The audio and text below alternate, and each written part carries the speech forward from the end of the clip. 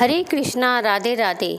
कार्तिक महात्मा अध्याय 6। नारद जी बोले, जब 2 घड़ी रात बाकी रहे तब तुलसी की मृतिका, वस्त्र और कलश लेकर जलाशय पर जाएं।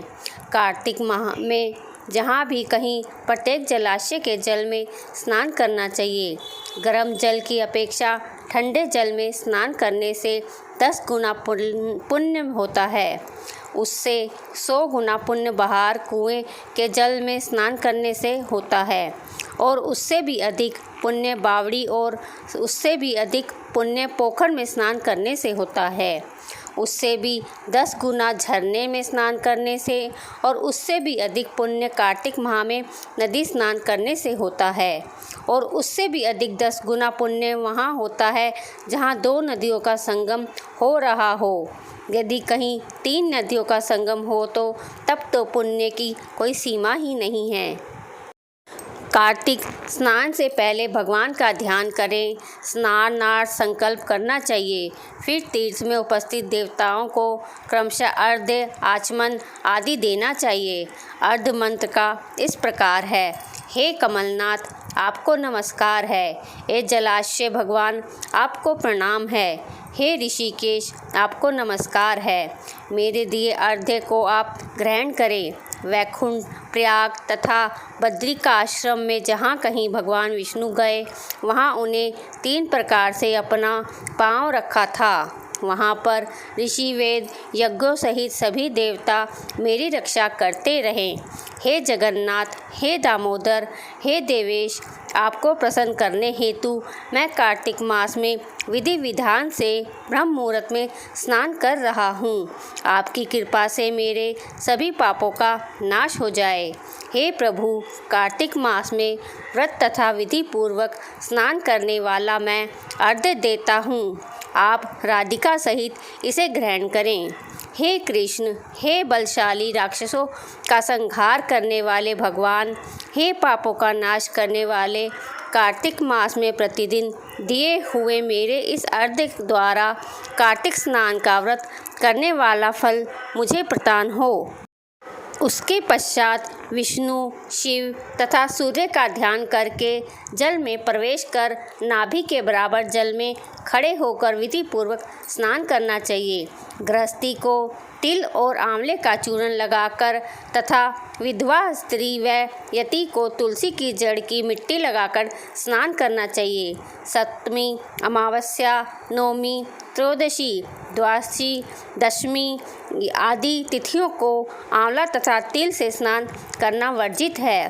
स्नान करते हुए निम्न शब्दों का उच्चारण करना चाहिए। जिस भक्ति भाव से भगवान ने देवताओं के कार्य के लिए 3 प्रकार का रूप धारण किया था, वही पापों का नाश करने वाले भगवान विष्णु अपनी कृपा से मुझे पवित्र बनाएं। जो अमनुष्य विष्णु भगवान की आज्ञा से कार्तिक का व्रत करता है, उसकी इंद्री आदि सभी देवता रक्षा करते हैं, इसलिए वह मुझको पवित्र करे। बीजों, रहस्यों तथा यज्ञों सहित वेदों के मंत्र, कश्यप आदि ऋषि, इंद्रादि देवता मुझे पवित्र करें। यद्यति आदि सभी नारियां, यज्ञ, सिद्ध, सर्प और समस्त औषधियाँ व 3 लोकों के पहाड़ मुझे पवित्र करें। इस प्रकार कहकर स्नान करने के बाद मनुष्य को हाथ में पवित्र धारण करके देवता, ऋषि, मनुष्यों तथा पितरों का विधि पूर्वक तर्पण करें। तर्पण करते समय तर्पण में जितने तिल रहते हैं उतने वर्ष प्रयत्नव्रती के पितृगण स्वर्ग में वास करते हैं। इसके बाद व्रती को जल से निकलकर शुद्ध वस्त्र धारण करने चाहिए। सभी तीर्थों के सारे कार्यों से निर्वृत्त होकर पुनः भगवान विष्णु का पूजन करना चाहिए। सभी तीर्थों के सारे देवताओं का स्मरण करके भक्ति पूर्वक सावधान होकर चंदन, फूल और फलों के साथ भगवान विष्णु को फिर से अर्घ्य देना चाहिए। अर्घ्य के मंत्र का अर्थ इस प्रकार है। मैंने पवित्र कार्तिक मास में स्नान किया है। हे विष्णु, राधा के साथ आप मेरे दिए अर्घ्य को ग्रहण करें। उसके पश्चात चंदन, फूल और तांबुल आदि से वेद पाठी ब्राह्मणों तथा श्रद्धापूर्वक पूजन करें और बारंबार नमस्कार करें। ब्राह्मणों के दाएं पांव में तीर्थ का वास होता है, मुंह में वेद और समस्त अंगों में देवताओं का वास होता है। अपने कल्याणी की इच्छा रखने वाले मनुष्य को इनका ना तो अपमान करना चाहिए और ना ही इनका विरोध करना चाहिए। फिर एकाचित्त होकर भगवान विष्णु की प्रिय तुलसी जी की पूजा करनी चाहिए।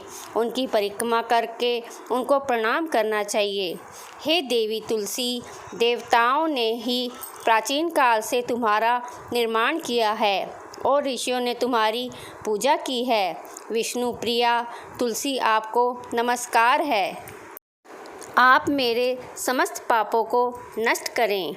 इस प्रकार जो मनुष्य भक्तिपूर्वक कार्तिक का व्रत अनुष्ठान करते हैं, वे संसार के सुखों का भोग करते हुए अंत में मोक्ष को प्राप्त करते हैं। बोलो विष्णु भगवान की जय।